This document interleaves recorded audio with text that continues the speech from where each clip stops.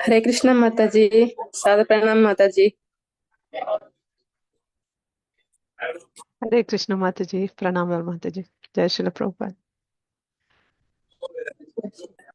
ओम नमो भगवते वासुदेवाय। ओम नमो भगवते वासुदेवाय।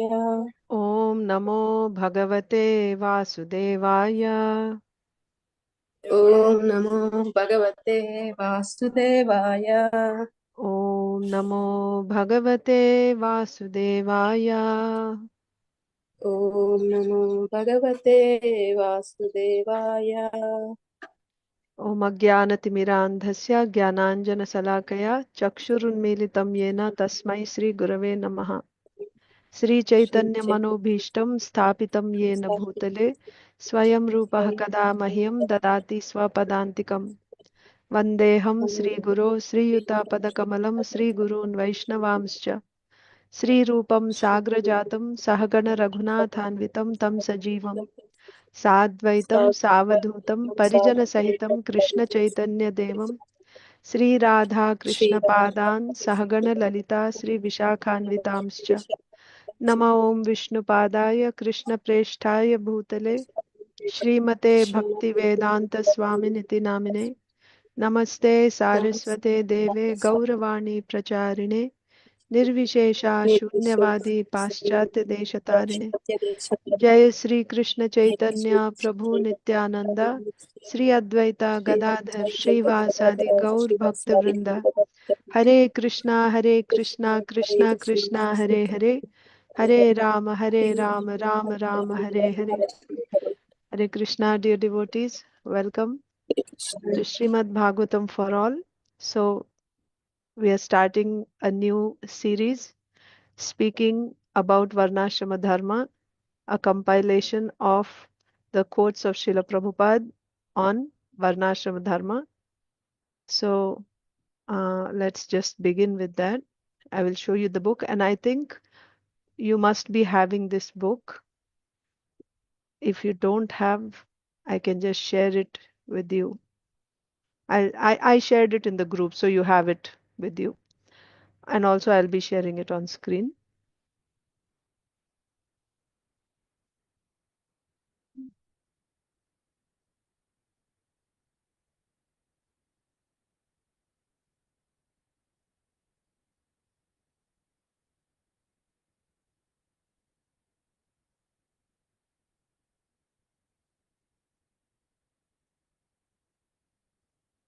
Srila Prabhupada on Varnashram and Farm Community Development, Volume 1, speaking about Varnashrama. So we will directly hear from Srila Prabhupada. I don't have to give any commentary or anything. We will just read and then we can discuss afterwards. Okay? And if you are able to take turns reading, if you would like to, just raise your hand, electronic hand, so that I can call on you. But if you are comfortable rather not reading and just listening, don't raise your hand, then I'll just keep reading so that I don't make you feel uncomfortable if you don't want to read. But if you would like to read, just raise your hand and I'll call on you. Srila Prabhupada on Varnashram and Farm Community Development. Compiled by Hare Krishna Devi Dasi, Srila Prabhupada disciple, edited by Sureshwara Das. Yes, so whoever is interested in the subject matter of this book may correspond with the Bhaktivedanta archives in North Carolina. So you have a phone number and email. Okay. Naham vipro nacha narapatir napi vaishyo na shudro naham varni nacha grihapatir no vanasto yatirva किंतु प्रोद्यन निखिल परमानंद पूर्णामृताब्धेर Gopi Bhartuh Padakamalayur Dasa Dasanudasaha. I am not a Brahmana, Kshatriya, Vaishya or Shudra. I am not a Brahmachari, Grihastha, Vanaprastha or Sannyasi. What am I? I am the eternal servant of the servant of the servant of Lord Krishna. Who's saying this? Sri Caitanya Mahaprabhu. This book is dedicated to our masters, all the devotees working together to carry out Srila Prabhupada's Varnashram mission. So I'm just reading everything so that you know what is the context. Okay, I'll just read. Preface. In December 1992, ISKCON's governing body commission established Correspondence Resolution number 9, creating a farm research committee to research Srila Prabhupada's instructions on farming and rural community development. The committee realized that to research instructions on community development meant to research Prabhupada's instructions on social development. To research instructions on social development meant, in turn, to research Prabhupada's instructions on Varnasrama Dharma. Thus, the current work was assembled. So, what was their original interest? To interest was community development. Okay, so they wanted Srila Prabhupada's instructions on rural community development, farm communities, how to do that. So, but in order to find that, they realized that they should read Prabhupada's instructions on Varnashram Dharma. The committee's goal in creating this work has been to provide a systematically organized reference and resource for devotees in the Hare Krishna movement, from temple presidents and rural project leaders to farmers, rural community members, and Gurukula and upper level teachers and their students, and especially to provide guidance for the leaders of the International Society for Krishna Consciousness, ISKCON, as they seek to carry out the instructions of ISKCON's founder Acharya, His Divine Grace A.C. Bhaktivedanta Swami Prabhupada, on his mission of helping create a society dedicated to the loving service of the Supreme Personality of Godhead, Lord Sri Krishna. So, what is the goal of the community? To provide a resource where they can find instructions of Srila Prabhupada on community development, to give a resource to who are the people who need this? All the leaders in various departments, whether they are temple presidents or rural project leaders or Gurukula teachers, not just leaders, also the followers, students, everyone needs a resource. In addition, we want to provide an authoritative source for scholars who in the near future are sure to become increasingly interested in Srila Prabhupada's teachings on how to organize a peaceful, productive, God-centered society. So, not only to the devotees, but also to the scholars who may be interested in developing a productive, God-centered society. Such researchers should know that the Krishna consciousness movement is founded on the scriptural principle propagated in the recent age by Sri Caitanya Mahaprabhu, that the Lord in his full potency is present in his names such as Allah, Jehovah, Govinda, and many other transcendental names, of which the names Krishna and Rama are prominent. The potency of the name of God is recognized in all religions around the world. According to India's ancient Vedic scriptures, such as the Agni Purana and Brhan Naradiya Purana, the most potent means of deliverance from illusion and material misery in the current age is to chant the names of God. The Hare Krishna Mahamantra is specifically mentioned in many places, such as the Kali Santarana Upanishad, for example, which states, Hare Krishna, Krishna Krishna, Hare Hare, Hare Rama, Rama Rama, Hare Hare. Iti Shodashakam Namnam Kali Kalmashanashanam Natah Parataropayah Sarva Vedeshu Drishyate. After searching through all the Vedic literature, one cannot find a method of religion more sublime for this age than the chanting of Hare Krishna. So, what is said in this paragraph? So, when you are providing such information to the scholars about community development, what is the foundation, what the principle on which the communities are being built? The foundation is the teachings of Srila Prabhupada, of course, but where are his teachings coming from? His teachings are based on the scriptures and the injunctions of the most recent avatar of the Supreme Personality of Godhead, Sri Caitanya Mahaprabhu. Hmm? And who is Sri Chaitanya Mahaprabhu? He is the Supreme Personality of Godhead who may be known by different names in different parts of the world, but God is one. And what is the way to approach that Supreme Lord in Kali Yuga? Again, every statement that is said, it is based on a quote from scripture. So Agni Purana and Brhan Naradiya Purana, they are saying that the most potent means of deliverance from illusion in Kali Yuga is what? Chanting the holy names of the Lord. So Agni Purana and Brhan Naradiya Purana are the oldest Puranas, or they're one of the ancient Vedic scriptures, Puranas. So in that we find that chanting the names of the Lord is the way of deliverance in Kali Yuga. Even though this method, and there also specifically this Hare Krishna Mahamantra is also mentioned in Kali Santarana Upanishad.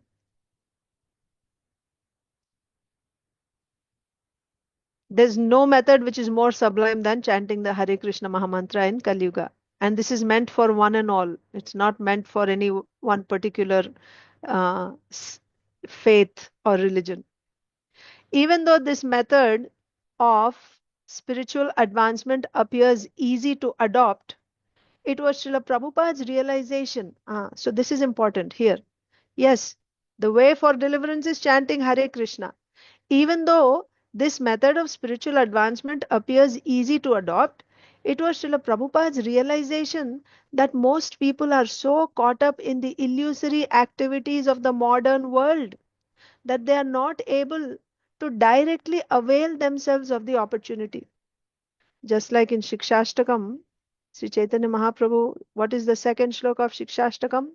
Nam Nam Akari Bahudha Nija Sarva Shaktis Tatrarpita Niyamita Smaranena Kalaha Etadrishi Tava Kripa Bhagavan Mamapi Durdaiva Janinanuragaha.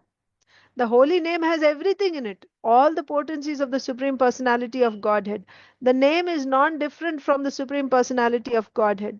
Whatever you can expect from the Supreme Lord, you can expect from His holy name also. And the holy name is easily available to one and all.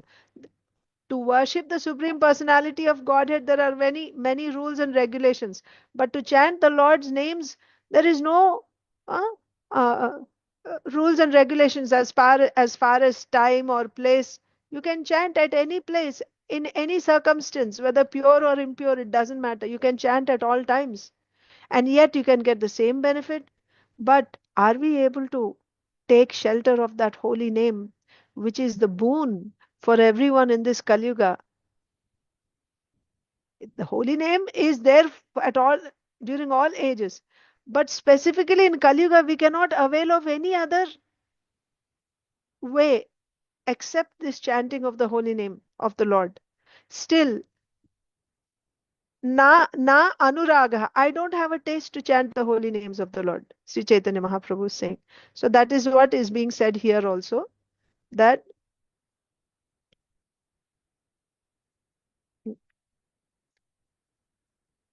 mm, Srila Prabhupada's realization is that most people are so caught up in the illusory activities of the modern world that they are not able to directly avail themselves of the opportunity.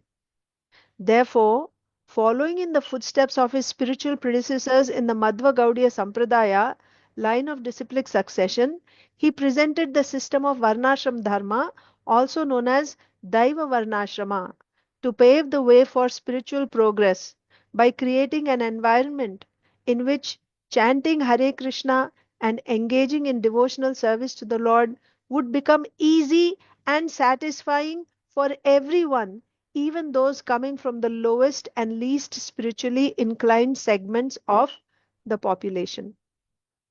So, this Varnasrama Dharma, following Varnasrama Dharma, like everything is just coming in place. Just see Krishna's mercy. We were reading that none of this was planned because we are just systematically in a sequence we are going. Bhagavad Gita, we are reading 18th chapter.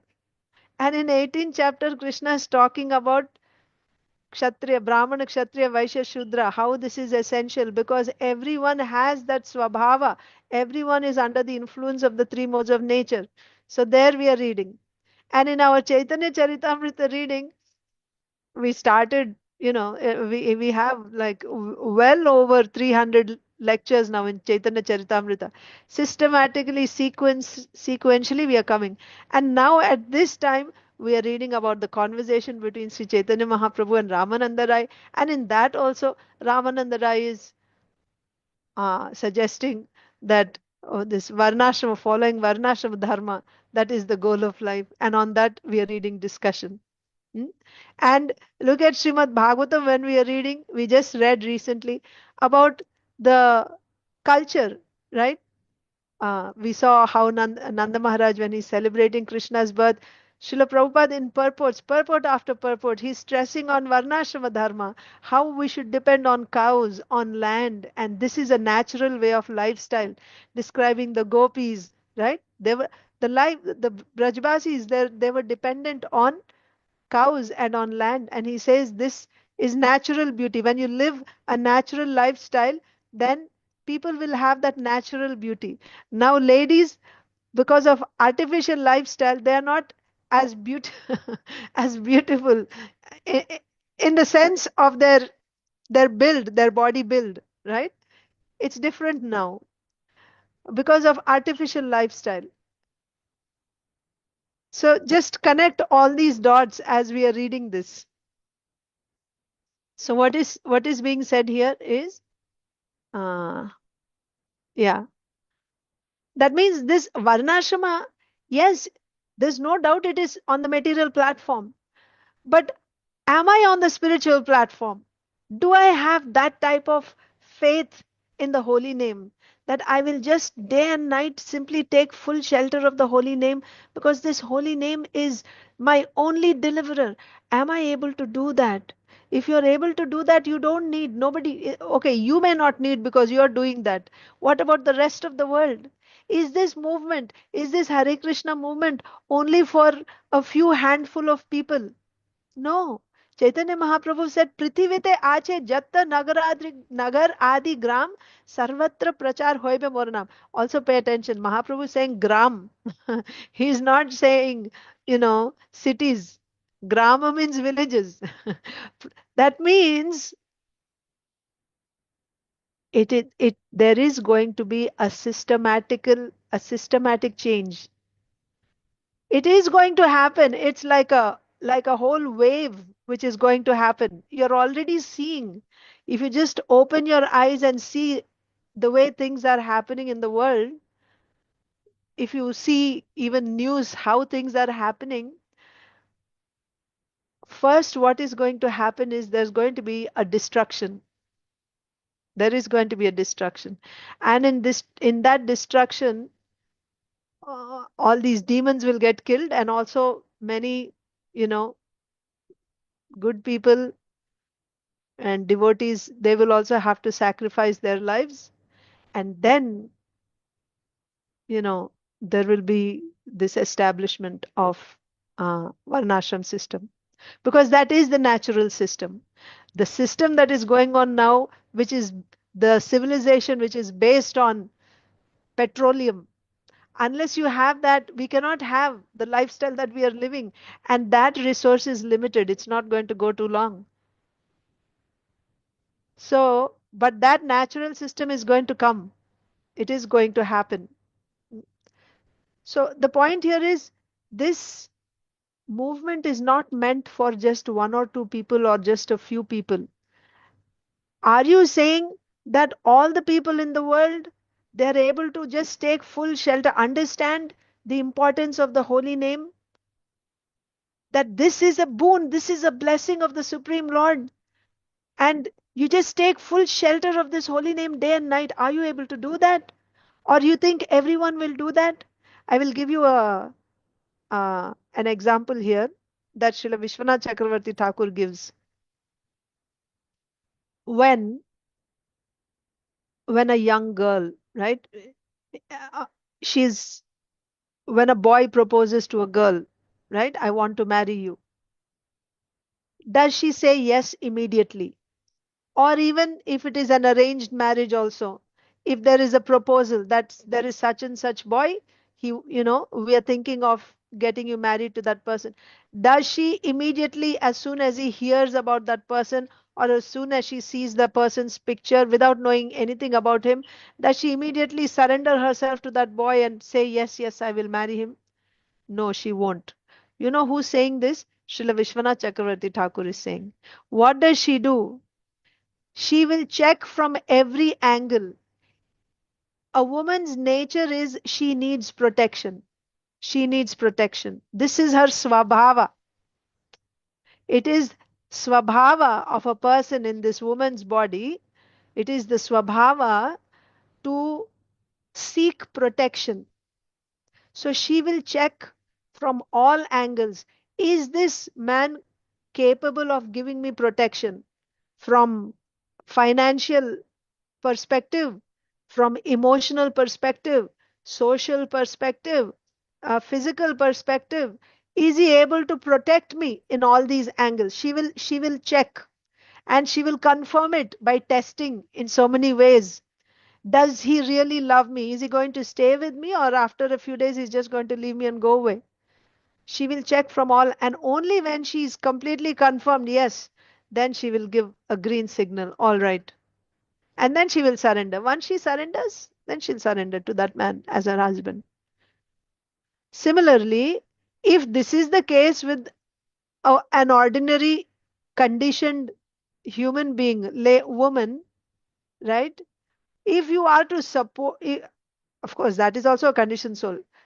Meaning, when you have to surrender to another conditioned soul, if you are asked, when you meet a devotee for the very first time, and if the devotee tells you, the scripture is telling you that you should surrender your life completely to Krishna, that means 24 by 7 you should simply do direct devotional service, you should only chant his holy names, you don't have to do anything else. Is that person a new person who meets? Is he able to do that? And even when he is in the association of devotees, he's all, inspired, fired up. But can he sustain that? What does experience say? No. As long as he's in the association of devotees, especially in the initial days, he feels very fired up. And then afterwards, it gradually dwindles down. And then if he actually drops his work outside and joins the temple, what will happen after some time? Now he'll start finding some faults, and he'll start fighting, or even he'll become lazy, he'll become bored, and then he'll think, why did I leave? I had a nice career outside, I could have gone to college, and I would have you know gotten a good job, and I would have my own car and my own apartment. Now what am I doing here with these people? He won't be happy. So first of all, he won't surrender. First thing, one or two people may surrender initially, but then because they didn't get that type of firm faith, they'll fall away. So, what is required for me to surrender to the Supreme Lord? I need to have that firm conviction. That conviction will only come three things. You need the mercy of a pure devotee. You have to hear from the Bhakti Shastras again and again in the association of devotees. And by hearing, All the doubts which are there in your heart since so many lifetimes, they're all there in the heart accumulated. You are not even aware of what doubts are there in your heart. They're there deep down. They will start surfacing. And when the doubts come, you have to get those solved, answered through Bhakti Shastras, hearing from pure devotees. When all the doubts are removed, that's when you will become ready. Just like that girl, she will have so many doubts in her heart. Is this man actually going to support me? Is, is he capable of supporting me? She will have so many doubts. When all the doubts are removed, then she will surrender. In the same way, a conditioned soul also, as soon as he hears about Krishna consciousness, it's not that immediately he will become a pure devotee and surrender to Krishna. Nevertheless, he is in good faith. He is inquiring now. So there is that, what you call like a probation period in work, right? So there is that gap, that place there where you are interested, but you are not yet you're not yet ready to fully surrender to Krishna. Surrender means 24 by 7. Your only endeavor is to do devotional service to Krishna. You're not endeavoring to do anything else. You are convinced, as far as my physical maintenance, that will be taken care of by Krishna. If I simply work for him, he will take care of me one way or the other. I don't have to worry about it. And taking care of this body is not even my duty in the first place. That is his body. He'll take care of it. Whatever he wants to do, let him do. Mare Krishna rakhe ke, rakhe Krishna mare ke. If he wants to finish this body, it is his. What can I do?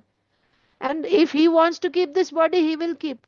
But what is my responsibility, or what is my, uh, you know, what is my function? What is my role? Jivera Swarupa hoy Krishnera Nitya Das. I am just a servant of Krishna. I should simply endeavor. You may not have a taste in the beginning. You may not have a taste to do that, but still you get that conviction. What we need is that firm faith that this is what I have to do. Once you get that conviction, even if you fall away from time to time, again, just like when you learn to ride your bicycle, right? You fall down initially, but just because you fell down once, do you just put the bicycle away? No, you try again and again and again until one day you don't fall down and you are stable and you're going like that. So it doesn't mean that, you will not have fall downs after you become a pure devotee. You may have, initially you can have, but still you can be a pure devotee. If you don't have any doubts in your heart about bhakti, that this is what I have to do, that means naturally you will not have any other goals in life. No other goals. Your only goal is to do direct devotional service. That is not going to happen immediately. What I'm trying to explain to you here is the connection between the Yuga Dharma and Varnashram Dharma. Yuga Dharma is certainly chanting Hare Krishna. It is already said in the scriptures. That is what Sri Caitanya Mahaprabhu is offering. That is what Srila Prabhupada has come all over the world to give. And all the acaryas before Srila Prabhupada, from Chaitanya Mahaprabhu onwards, that is what they've been teaching us. Chanting Hare Krishna Mahamantra is the Yuga Dharma. This Varnashram Dharma is meant to bring us to that point of chanting Hare Krishna all the time. That's all. Because right now, this, our current system is not allowing me to chant Hare Krishna. It's pulling me in various directions. This system is in the mode of passion and ignorance. It's not allowing me. They're just taking up all. This is called the demonic civilization. They keep you busy so much, working for them to achieve their material goals, taking your precious time in this human form of life, where you could be doing direct devotional service. They're engaging you just for a few pennies, and then, you know, enticing you with so many, offers that, oh, now you will have a big house and you will enjoy life in this way and that way. For this, you work like a donkey now for us, day and night. But Varnashram Dharma will simplify our lifestyle, and it is natural for us. So yeah, I'll just try to explain a little bit of what is said there. Not that I'll start my own class here. Okay. So to pave the way for spiritual progress, this Daiva Varnashram is therefore, following in the footsteps of his spiritual predecessors in the Madhva Gaudiya Sampradaya, line of disciplic succession, he presented, who? Srila Prabhupada, presented the system of Varnashram Dharma, also known as Daiva Varnashram, to pave the way for spiritual progress by creating an environment in which chanting Hare Krishna and engaging in devotional service to the Lord would become easy and satisfying for everyone, even those coming from the lowest and least spiritually inclined segments of the population. Srila Prabhupada started farm communities very, very early. As in when he got some land, he started. And what were they living on? He started encouraged them and inspired them in cow protection, keeping their cows, keeping land, growing their own food. Okay, so now continuation. The present volume is intended to be the first of a series presenting Srila Prabhupada's instructions on Varnashrama and rural community development. So this is a series, okay? This is the first one of the series, and each series has a particular topic. So this first series is on Varnashrama and rural community development. The series is planned to be organized as follows. Volume, Volume 1, Conversations and Lectures. Volume 2, Varnashrama Fundamentals, Brahmanas and Kshatriyas. So what we are reading is Volume 1. So what are we seeing? Conversations and Lectures. Quotes of Srila Prabhupada. This is Volume 1. That's what we are going to read.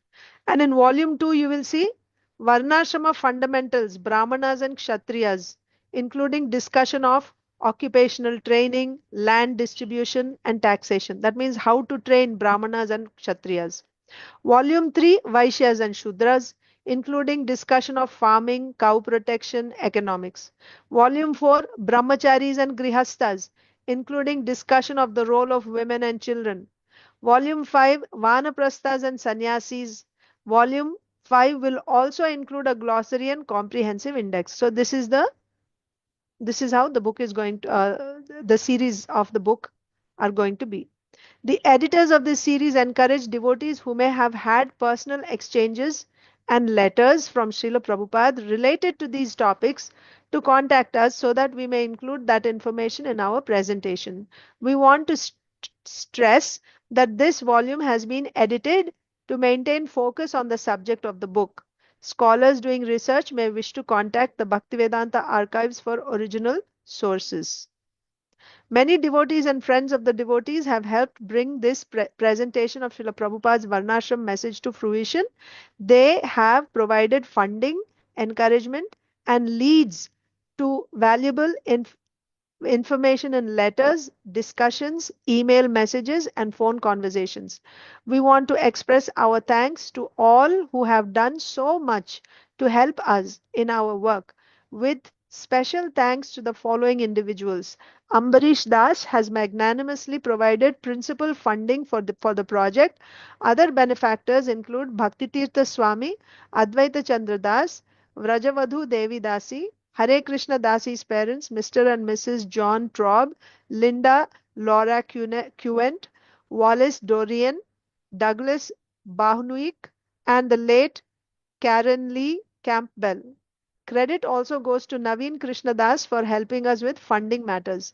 We are greatly indebted to all those devotees who have invested so much hard work and love to develop ISKCON's many farm communities over the years. Their dedication is an important inspiration for the present work. The help of several of these devotees deserves special mention. Lagudi Das, the lead oxman from Australia's New Govardhan farm, collaborated on much of the preliminary research of Prabhupada's books. ISKCON's Minister for Cow Protection Agriculture, Balabhadra Das, and his wife Chaya Devi Dasi have been constant and enthusiastic supporters of the project. Vyapak Das, the co-editor of Hare Krishna Rural Life, provided encouragement and leads to important quotes. Our neighbors Bhakta Bob Sweat and his wife Bhaktin Velma have inspired us with their efforts to develop Krishna conscious farming in Maine. We also thank the ISKCON Commission for Social Development. Other devotees and friends have helped give us the perspective that helped us notice important points that Srila Prabhupada makes in his writings and talks, as well as friendship and intellectual critique. Jaya Lalita Devi Dasi and Vishaka Devi Dasi gave us many insights on Prabhupada's economic and social thought. June and David Vale provided constant encouragement for this project, as did Paul Sarvis and Gwyneth Jones. Hare Krishna Dasi's professors at Bowdoin College were supportive of her explorative comparisons of Prabhupada's socio-economic perspective with other modern thinkers. Special thanks go to John Fitzgerald, Daniel Rosidis, Robert McIntyre, John Holt, and Jonathan Goldstein for their kindness in this regard. We want to thank the staff at Back to Godhead magazine for their support and for acting as a proving ground for much of this research over the past few years. In particular, our thanks go to Jayadvaita Swami, Nagaraj Das, and Yamaraj Das for their support and guidance. Our publishers, the Bhaktivedanta Archives, provided endless patience and assistance in all the technical matters of producing the book, as well as good humored hospitality and tasty prasadam. In particular, we want to thank Ranajit Das, Dulal Chandra Das, and Eknath Das for their good cheer and valuable support. We have an unrepayable debt to all the devotees who worked to transcribe all Srila Prabhupada's works for the Bhaktivedanta Vedabase. Yes, we all use Bhaktivedanta Vedabase. We also thank all the devotees of Prabhupada village in Sandy Ridge, North Carolina for their kindness and support for the project, with a special thanks to Harakanta Devi Dasi and her family for their generous hospitality to Hare Krishna Dasi during the book's editing sessions. Like this. Okay. We owe a great debt of gratitude to Paramananda Das, ISKCON's first Minister of Agriculture, for the original inspiration to research Prabhupada's instructions on farming and Varnashram. We first heard excerpts from many of the conversations in this volume in his Srimad Bhagavatam classes. We want to thank Sureshwar Das's wife Katyayini Devidasi and their daughter Radhika Chandra Devidasi for their support and encouragement. And we also thank Hare Krishna Dasi's husband Stephen Petrov and their children Maharani Devidasi and Ashtottara Shatadas for years of indispensable patience and sacrifice, loving assistance and enthusiasm for our work in presenting Prabhupada's message. Before concluding this abbreviated list of those who are indebted to, we are indebted to, in the spirit of Varnashram appreciation, we want to take the opportunity to thank all the engineers and assembly workers of Grundig, Uhar and Sony companies who worked to create the tape recorders used to record Srila Prabhupada's priceless books and his lectures and conversations, making them all available to us. Without this unknowing devotional service on their part, the world would be much, much poorer. Certainly, this is an example of what we mean by Varnashrama cooperation. Even those who have a very humble occupation can serve the Lord because they provide indispensable help to those who have spiritual knowledge that can benefit the whole human society. Finally, our greatest debt is to our founder, Acharya and spiritual master, Srila Prabhupada himself, for his great compassion in working to pave the way to make it easy for all of us to go back home, back to Godhead, the editors. Then, about Srila Prabhupada, I'll just read in a minute. I'm just seeing how much there is. And then conventions in this book. Well, we don't need that. And then we'll start with Varnashrama categories. And then there is contents. And we can start with introduction. Okay. So we have some time. We can, if you want, I can stop for any discussion or I can just continue. Just if you have any discussion at any time while I'm reading, just raise your hand and we can discuss. Okay. So, and if there's no hands raised, I'll just continue reading, thinking that you want me to continue reading. Okay. His Divine Grace A.C. Bhaktivedanta Swami Prabhupada. His Divine Grace A.C. Bhaktivedanta Swami Prabhupada appeared in this world on September 1st, 1896 in Calcutta, India. During his childhood, Prabhupada was known as Abhay Charan De. He was the pet child of Gaur Mohan De and his wife Rajani, both pious devotees of Lord Krishna. Srila Prabhupada's early life gave him a wealth of experience, which he would draw on in later years while instructing his disciples in both the shortcomings of modern social and economic organization and the ideals of the Daiva Varnashram system created by Krishna. That means from his experience in early childhood, he would instruct on the drawbacks of the modern civilization and the advantages of Daiva Varnashram system to his disciples.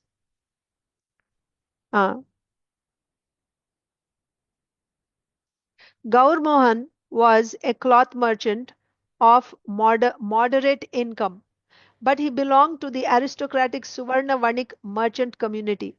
Prabhupada described his family as middle class, noting that there was never any shortage of food, shelter, or clothing for them. Gaur Mohan was an indulgent father, very pampering father, but one who constantly planned for his son to become a great devotee of the Lord. He had a vision for his son, that his son should become a great devotee. Rajini was the example of the ideal, affectionate Bengali mother. She was religious and an excellent cook as well. A pious devotee of the Lord, Gaur Mohan was charitable to numerous sadhus or holy men who lived in Calcutta. But even as a boy, Prabhupada could see that while a few were genuine, most were simply charlatans and cheats, who the sadhus, those who were dressed as sadhus, whom Srila Prabhupada's father, Gaur Mohan De, would invite every day for taking prasadam, and he would serve them every day. He would have a few sadhus come and take prasad every day. But Prabhupada noted that most of them were not true sadhus. They were just cheaters. Although they claimed spiritual status, they were nothing more than social parasites. That means you wear the dress of a sadhu so that you don't have to work. Because people from Vedic culture, they respect and honor sadhus, right? It is the duty of the grihasthas to maintain sadhus. But the sadhus also should have, what is the goal of sadhu? To make spiritual progress. Therefore, he doesn't have time for material activities. Uh, But if the sadhu is thinking this is an easy way of life, now I don't have to work. If I simply wear the saffron dress without working, I will get whatever I need, then he's a corrupt sadhu. He's not actually a sadhu. He's just wearing the dress of a sadhu. And Srila Prabhupada noted that was the case with most of the sadhus that were being invited to his house. A few of them were genuine. Calcutta was home not only to Hindus but also to many Muslims as well. According to Srila Prabhupada's biographer Satswarup Das Goswami, Hindus and Muslims lived peacefully together in Calcutta. So when the first Muslim-Hindu riot broke out, when Abhay was 13 years old, his family understood that it was due to political agitation by the British. That means before that, there was no such, they were living peacefully. But all of a sudden, there was a Hindu-Muslim riot. That means the family understood this is because of the government who artificially created that due to political agitation by the British. In later years, Prabhupada emphasized the non-sectarian nature of the Krishna consciousness movement, stressing that the important thing was not designations such as Muslim, Hindu, or Christian, but that all people should dedicate their lives to serving the Supreme Lord. In that situation, different religious groups could easily get along with one another. In 1916, Abhay's father encouraged him to enroll at Scottish Churches College, one of two prestigious colleges in Calcutta. There he got along well with the faculty, most of whom were Scottish priests. Like in church, you have, uh, pastors or fathers, you call them, like that. They were the teachers. So he got along well with the faculty, the teachers, most of whom were Scottish priests, and was exposed to the works of many Western writers and thinkers. His college years gave Srila Prabhupada an exceptional background in economics, which he would draw from in later years when explaining the principles of spiritual social organization to his followers. In the classroom, he studied the work of Alfred Marshall, the foremost economist of his day. Marshall was the first to acknowledge the importance of both supply and demand as the determining factors in setting prices for commodities. Marshall had great faith that a self-regulating economy, free of government interference, would lead to market equilibrium, a fair distribution of income, and full employment. So what was Marshall's faith? A self-regulating economy, as Srila Prabhupada would say, self-sufficiency, right?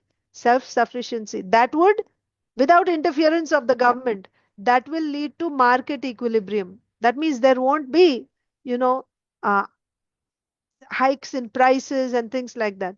A fair distribution of income and full employment. Everyone will be engaged.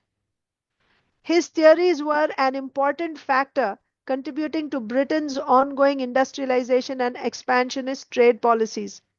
Outside the classroom, Abhay attended nationalist meetings organized by Subhash Chandra Bose, a senior classmate and future leader in India's independence movement. Here he was exposed to Mahatma Gandhi's philosophy, which presented a social and economic analysis completely opposite of what had been presented in the classroom. Acha, acha, wait a minute. Marshall had great faith that a self-regulating economy. So we're not really talking about self-sufficiency here. Pardon me, I'm sorry. Marshall had great faith that a self-regulating economy free of government interference would lead to market equilibrium. Actually, this is true. Huh? Fair income and full employment. This is what I said, that's what it is.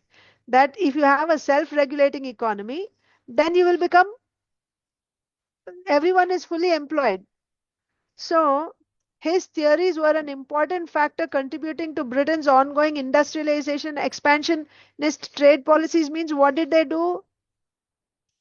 They destroyed this self-regulating economy in India. You understand? People were self-sufficient. They were self-sufficient. What did the British do? So Marshall's principles, economic principles, showed that if you have a self-regulated economy, people are self-sufficient. There is no imbalance in market equilibrium. So what did they do? They removed that self-sufficiency and made the people dependent. So they didn't allow, they discouraged people from making their own cloth, from producing their own, especially the commercial crops. They would take all the raw material, they will make them produce here, but they will take all the raw material from here and send the uh, finished goods to India and sell them at higher prices to people. So they took away that self-regulated economy. So that's why it is said that the British economy depended on the principles of Marshall. His theories were an important factor contributing to Britain's ongoing industrialization and expansionist trade policies. Outside the classroom, Abhay attended nationalist meetings organized by Subhash Chandra Bose, a senior classmate and future leader in India's independence movement. Here he was exposed to Mahatma Gandhi's philosophy, which presented a social and economic analysis completely opposite of what had been presented in the classroom. Like many other Bengalis, Abhay was attracted by the spiritual overtones of the Swaraj or self-rule movement. Gandhi lived simply like a sadhu and seemed to have more integrity than many of the sadhus that Abhay had met. He constantly cited the Bhagavad Gita and its emphasis on work as a way to spiritual realization. So we're reading Srila Prabhupada's life. So now, although he's studying in college under these British or Scottish professors, simultaneously he's also associating with the freedom fighter leaders in India, Gandhi and the others. Contrary to Marshall's theories, Gandhi taught that industrialization and large-scale international trade had led to unparalleled riches and indulgence for the upper classes and impoverishment and unemployment for the lower classes. Instead of industrialism and international trade, Gandhi advocated simple living and village self-sufficiency or Swadeshi. The symbol of Gandhi's movement was the charkha or spinning wheel. Abhay joined the supporters of the nationalist movement, casting off his British mill cloth to wear homespun khadi. So, Srila Prabhupada was convinced by Gandhi's philosophy as far as simple living. I'm still trying to understand here when they said self-regulating economy, right? And his theories. So his theories were an important factor. So the other theories which are not mentioned here, it must be, right? Because his theories actually contributed to industrialization and expansionist trade policies, it is being said. Self-regulating economy free of government interference would lead to market equilibrium, a fair distribution of income and full employment. Acha. So that means when they become the leader, then there will be a fair distribution of income, right? Like communist type of idea, I guess that's what it is saying. They were promoting industrialization in the form on the basis of they are promoting he's promoting industrialization on the basis of equal distribution of income. If there is industrialization, there is equal opportunity and everyone will get equal distribution of income and there will be full employment for everyone, like that. Okay, that is why here it is said that Srila Prabhupada saw something different when he met with the freedom of Gandhi's philosophy. It was different. It was different from what he was studying in classroom. What was Gandhi preaching? Self-sufficiency, self-rule movement, right? Not that give it all to the government and the government is going to distribute it equally to everyone, not like that, but Swaraj or self-rule movement. You don't depend on this foreign government. You rule your own thing. And also, he said, he constantly cited from Bhagavad Gita. Gandhi taught that industrialization and large-scale international trade had led to unparalleled riches and indulgence for the upper classes only. So the rich were becoming richer and the poor were becoming poorer. Still happening. The same thing is still happening. Abhay joined the supporters of the nationalist movement, casting off his British mill cloth to wear homespun khadi. Ultimately, Abhay was satisfied with neither Marshall nor Gandhi. The bottom line is, unless there is unless spiritual progress is in the center, how many ever material plans you make, they are not going to work. So ultimately, Abhay was satisfied neither with Marshall nor Gandhi. His strongest drive was not economic or political, but spiritual. And even Gandhi could not fulfill his desires for a spiritually oriented society. For him, both the capitalist and the nationalist philosophies had shortcomings. Nevertheless, he did not completely reject the teachings of either thinker, but retained the concepts that had practical application for spiritual goals. Yes, this is the beauty, right? He didn't reject them both completely, but he took good from both. Whatever is good, he took, and whatever was not pro, he just rejected. Like a honeybee, right? Honeybee goes even to a garbage pile And if there is a flower near the garbage pile, it will just go to that flower, take nectar and go away, not paying attention to all the garbage. So it's not that he became an ardent follower of either one, but whatever good was there, he took from them. He retained the concepts that had practical application for spiritual goals. In later life, Srila Prabhupada would refer to Marshall's concepts. Economic impetus begins from family affection. The formula for successful business enterprise consists of land, labor, capital, and organization. He praised Gandhi's ideals of self-sufficiency and village organization. So he took those that were, uh, practical and could be used. He took those. But in his college years, something was still missing. So later on, he used these when he was a preacher. But while he was studying, he was still feeling something missing. That person who could provide the spiritual leadership he was searching for. Finally, in 1922, Abhay met his spiritual master Srila Bhaktisiddhanta Saraswati Goswami in Calcutta. Bhaktisiddhanta Saraswati, a prominent religious scholar and the founder of 64 Gaudiya Mathas, Vedic institutes, uh, liked this educated young man and convinced him to dedicate his life to teaching Vedic knowledge. Abhay became his student, and 11 years later, so when did Prabhupada first meet his Guru Maharaj? 1922. And in 1933, 11 years later, at Allahabad, he became his formally initiated disciple. At their first meeting in 1922, Srila Bhaktisiddhanta Saraswati Thakur requested Abhay to broadcast Vedic knowledge through the English language. On their first meeting, this was the instruction given. Go and preach the Vedic knowledge in English language and in the English speaking land, right? Go to those countries and preach. Although Abhay was by now a married man and held a position as an agent for an Indian pharmaceutical company, he nevertheless committed himself to fulfilling the desires of his spiritual master.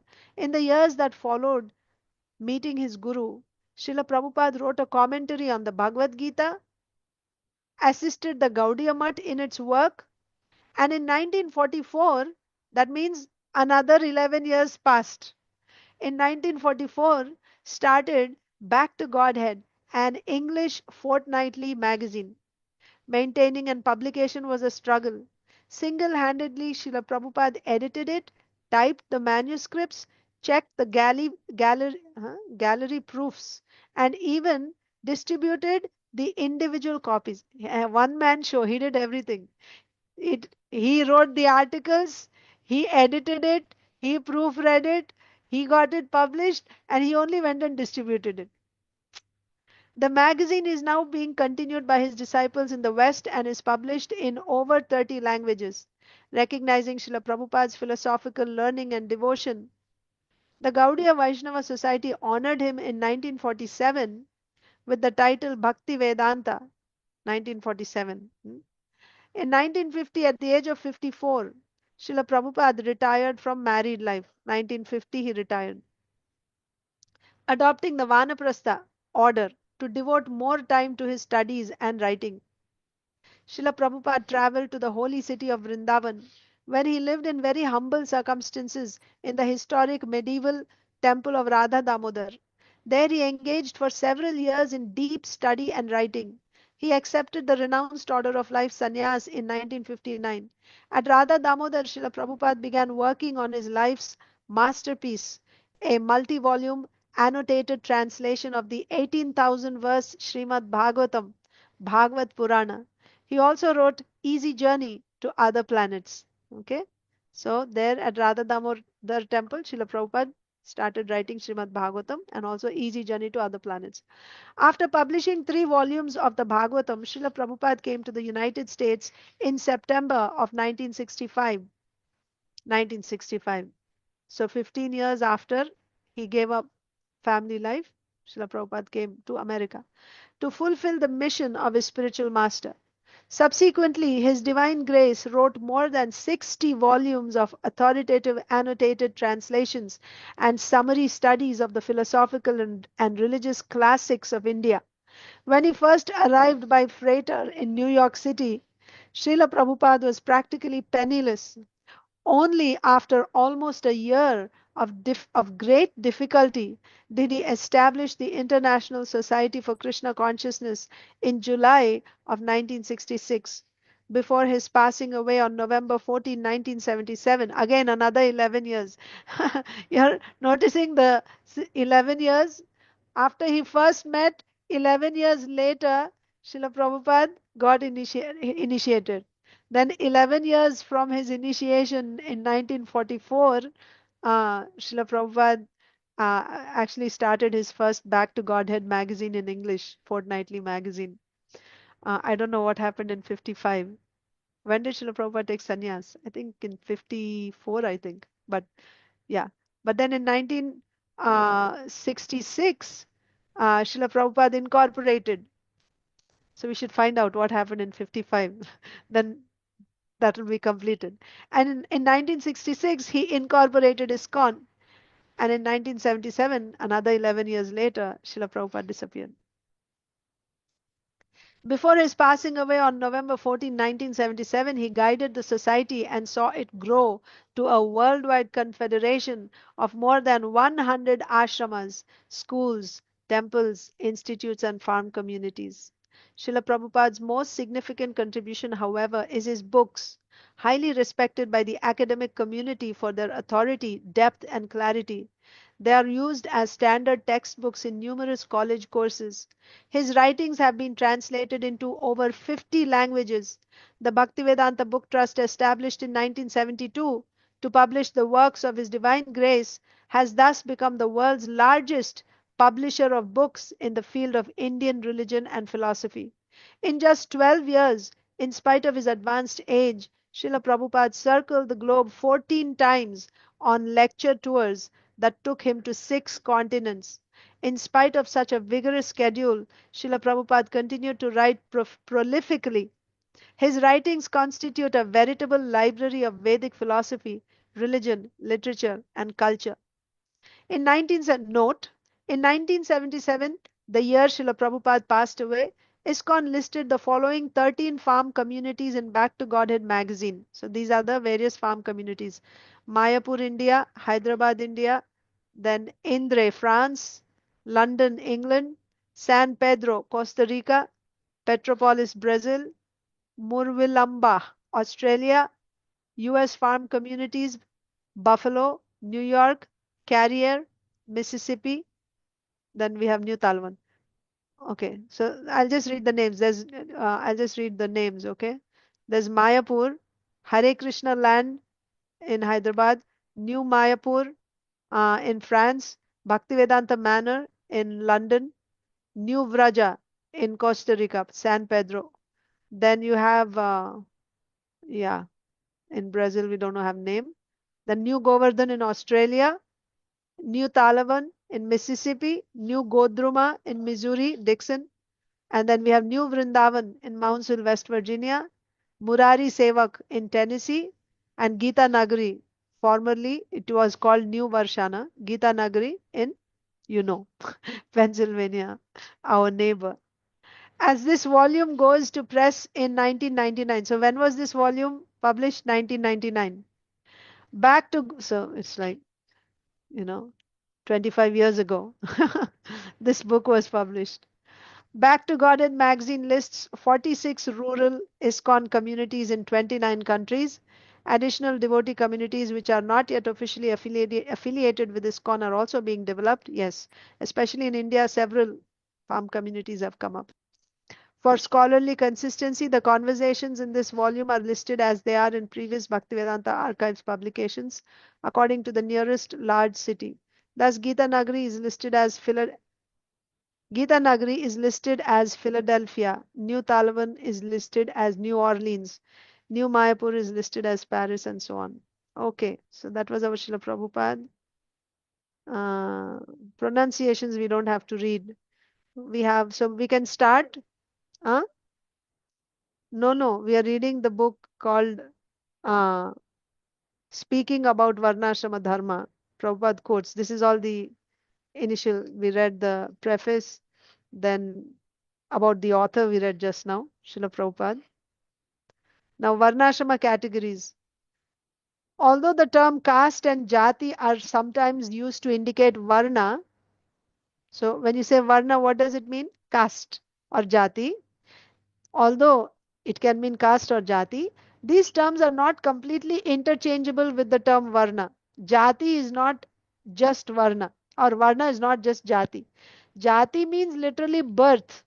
So varna is not determined by birth. In terms of the caste system, jati is commonly used to refer to a social group in which an individual's membership is determined by birth, isn't it? When you call someone by a particular jati, it's based on birth. Srila Prabhupada usually makes a distinction between a class in such a hereditary caste system and a varna in the varnashram system, in which social role is determined by one's nature and work rather than by birth. Though occasionally he does use the term caste to mean varna. So you can say caste for varna, but caste not as you understand in society. Because in society, when you say caste, it is by birth. But actually, caste or varna is by your quality. That should be noted. Moreover, the term jati can be much broader than the term varna. Jati can be used to refer to birth in any type of family, such as physician, goldsmith, merchant, etc. Thus, although there are only four varnas, there may be hundreds of different jatis. Jati can even be used in the sense of group or species, as in the male jati or animal jati. In the context of social organization, Srila Prabhupada reserves the use of the word varna to refer to one of four occupational categories. Varna means Brahmana, Kshatriya, Vaishya, Shudra. That is varnas. Not everything is varna. You cannot say animal varna and human varna, women varna. No, no. Varna means only these. Because Krishna says that in Bhagavad Gita. Four varnas. Chatur varnam maya system. There are only four varnas: Brahman, Kshatriya, Vaishya, Shudra. Thus, Varnashram Dharma refers to the division of human society into four occupational groups or varnas: Brahmana, Kshatriya, Vaishya, and Shudra, and four spiritual groups or ashramas: Brahmacharya, Grihastha, Vanaprastha, and Sannyas. In the Bhagavad Gita, Krishna states, 4:13, Krishna states that he has created the Varnashrama system, although he himself is transcendental to it. The categories of the Varnas are as follows. Brahmanas means teachers and spiritual leaders. Kshatriyas, military personnel and government administrators. Vaishyas, farmers and business people. Shudras, laborers, artists and craftspersons. The ashramas represent the different possible phases of life: Brahmacharya, Grihastha, Vanaprastha, and Sannyas. Brahmacharya means student phase, Grihastha householder phase, Vanaprastha retired phase, Sannyasa phase of complete renunciation for the purpose of spiritual progress.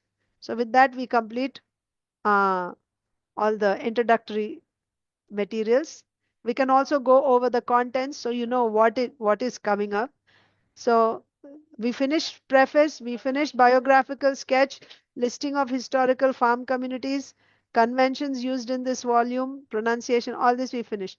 Now what is remaining is introduction. So in context, you're just seeing Srila Prabhupada, so you'll see what Srila Prabhupada said, right? On July 16, 1968, about the topic will be mutual respect in Varnashrama, like that. So we will start reading. So the first topic is introduction, page 1, and then like this we will just keep reading. Okay, so there are various subjects. I can just go over what the subjects are. There's mutual respect in Varnashrama, different duties for different kinds of people, spiritual communism, get all your necessities from the land, false wealth or real wealth, Varnashrama walk, Varnashrama to save a troubled world, Varnashrama walk, working is also preaching, Varnashrama college, Varnashrama walk, chant Hare Krishna and draw a plow. Guru gives Varna guidance, grow your own food, petroleum versus ox power, Eskimo self-sufficiency, how Eskimos can be self-sufficient. Every man should own some land, food grains or factories, food grains or factories, harnessing natural inclination, how to utilize the bulls, machines and unemployment, self-sufficiency or commercial production, illusory progress. They will be attracted by our training power. Krishna consciousness, the peaceful revolution. Good government means good training. Agriculture, the noblest profession. Plain living, high thinking. You can just take any one of these topics and you can just do your research on that. Plain living, high thinking. Ugra karma in the factory. Vedic civilization is training. Simple living, good health. Living as Krishna lived. Prabhupada on cow care. Homegrown is best. Not by birth but by training. Brahmana guidance for Kshatriyas. Brahmana guidance for Kshatriyas. Varnashram is not the caste system. Localized economics. Artificial banking systems. Varnashram system must be introduced. Four Varnas to solve four problems. From the cities to the villages, made with our own wool. I wanted to introduce this. No success without Varnashram. Why is Varnashram important? A Varnashrama mission, village organization. And these ideas are actually, we will find, Srila Prabhupada took his ideas from Srila Bhaktivinoda Thakur, Srila Bhakti Siddhanta Saraswati Thakur. In their magazines, in their writings, you will see Srila Bhaktivinoda Thakur is the first revolutionary who fought against the existing caste system which was so prevalent at that time. He was the one, he said, how the society should be divided based on Varnashrama system. Daiva Varnashram, the word was coined by Srila Bhaktivinoda Thakur.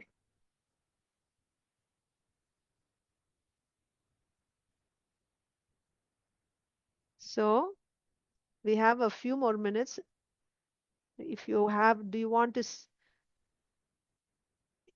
have any questions or any discussions? If not, then we'll just continue reading a little bit more. Okay. Introduction. 5,000 years ago in the forest of Naimisharanya, Suta Goswami addressed an assembly of sages and informed them.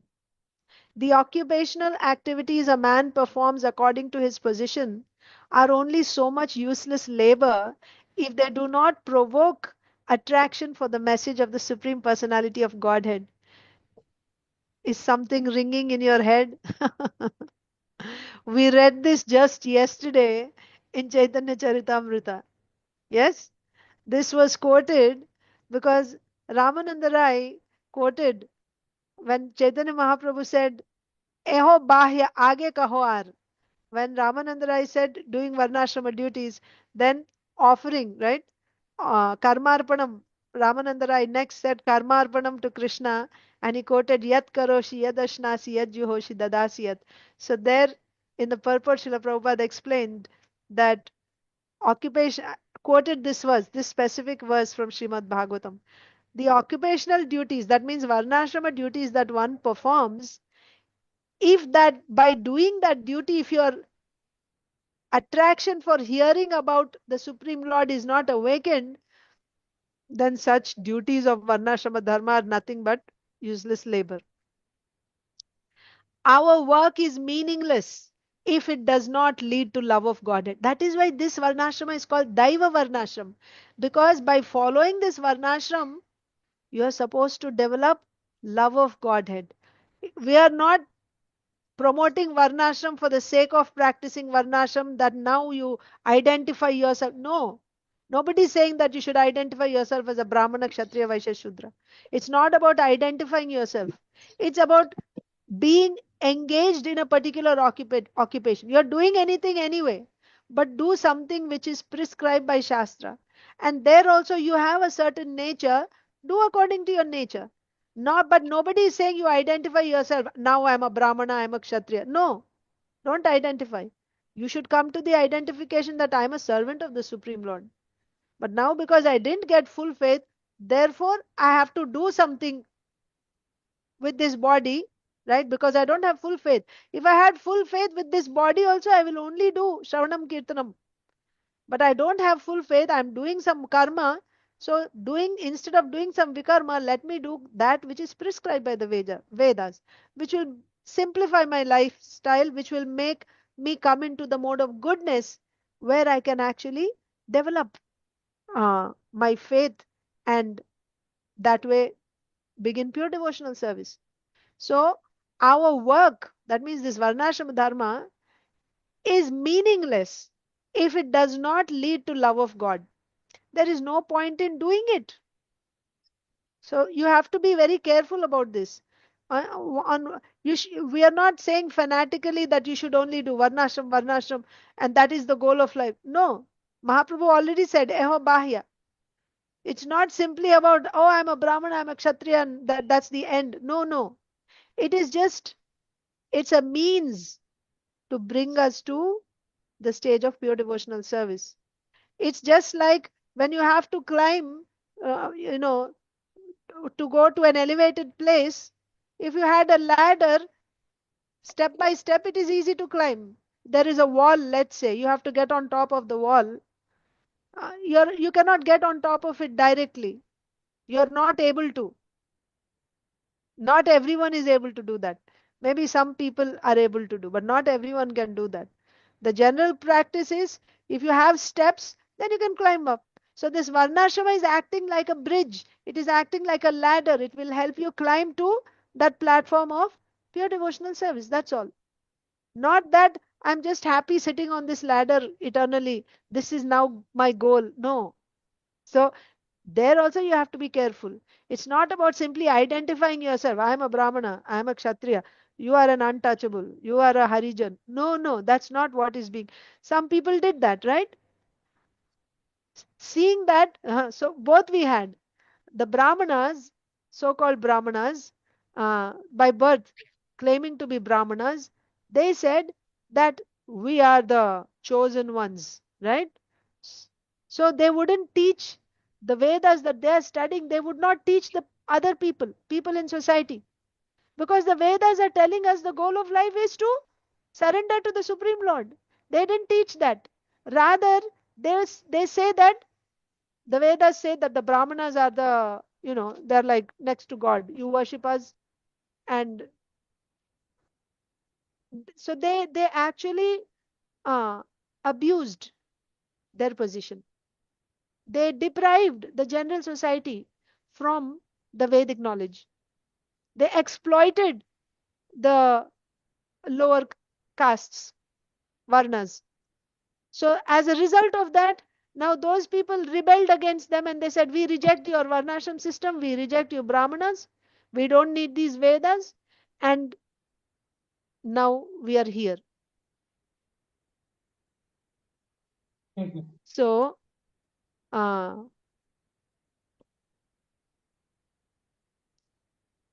yeah, so we don't want to go there again, that, oh, it's all about just Varnashram system, and then that will become more and more perverted. So our goal is not to just be known as, Brahman, Kshatriya. That's not our goal. Our goal should be, we should be very clear. That is why it is Daiva Varnashram. The goal is to come to love of Godhead only. But this is the way to bring us there. There is no point in doing it. But the average person must spend most of his or her life working. You're working anyway, just to secure a livelihood. In such a circumstance, what hope is there for spiritual advancement? So if you're working under demonic people or godless people, so what are the chances of making spiritual advancement? You spend 9 hours, you're supposed to work. Actually, you should take 10 hours, because 1 hour lunch break you get, that is also you're away, isn't it? So 10 hours you're there in your work, in that association, and then additional you can take 1 or 2 hours for commuting, going and coming back, and all that. So what is remaining in the day? In the night you sleep for, people say in the outside world you should have at least 8 hours of sleep, they say. You sleep for 8 hours, and for 10 hours you're working, 18 hours are gone, and in between you have to do your, cooking and all those other things. You have to eat also. Go and shop and get your groceries and finished. Where do you have time? So this is the current lifestyle, working. Okay? So our The average person must spend most of his life working just to secure a livelihood. In such a circumstance, what hope is there for spiritual advancement? That question lies at the core of the Bhagavad Gita, where we see Arjun proposing to give up his position as a great warrior to adopt the renounced life of a beggar. Right? So Arjun is saying, I'll give up this work that I'm doing and I will take to the renounced order of life. Don't do it, advises Krishna. Spiritual perfection lies not in renouncing work, but in performing your work as an offering to the Supreme Personality of Godhead. So, this is the art of work. You don't have to give up the work, you just have to change, change the quality of work. Do that work as an offering to the Supreme Lord. Do the work which is suitable to your nature. So, this is what we are talking about. When we say Varnasrama, we are saying do the work which is suitable to your nature and perform it as an offering unto me. This is directly Krishna's instruction in the 18th chapter we see. You do work which is suitable to your nature, and then after doing that, you offer the result to me. Don't keep it. That is the way to spiritual perfection. If you do your work as an offering of love for me, then surely you will come to me at the end of life. Varnashrama is meant to provide the framework in which people of all different personality types and at different phases of life can perform their work. People of all different personality types.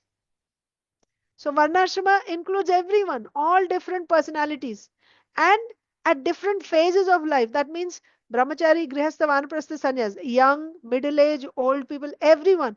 Varnashrama can accommodate all types of people at different ages with different swabhavas. Everyone can be accommodated in Varnashrama system.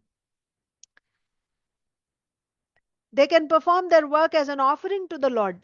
Sometimes we think that Varnashrama means a Brahmana studying scriptures, a Kshatriya fighting battles, a Vaishya maintaining a shop, and a Shudra practicing carpentry.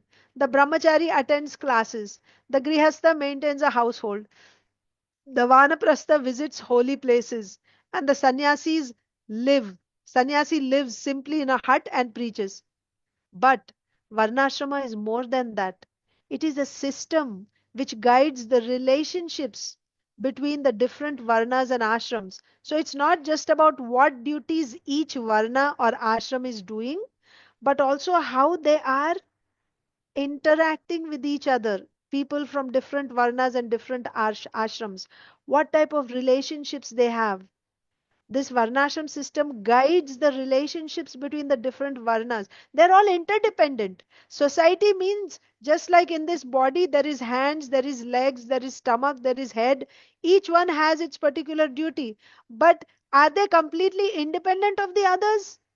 No. One is dependent on the other. There's interdependence. So, Varnashrama system is a system which guides the relationships between the different Varnas and ashrams so that the different groups work cooperatively for the spiritual advancement of the whole society. Just because we have four Varnas and four ashrams does not mean we have Varnashrama. Right? Simply if you have Brahman, Kshatriya, Vaishya, Shudra, Brahmachari, Grihastha, Vanaprastha, Sannyas, that doesn't mean we have Varnashrama. The key to Varnashrama is the relationships of mutual support between the different groups. Okay? The key to Varnashrama is the relationships of mutual support between the different groups. We can make a comparison between Varnashrama and marriage. So, through the system institution of marriage, you can try to understand Varnashrama. The marriage unit consists of a man and woman.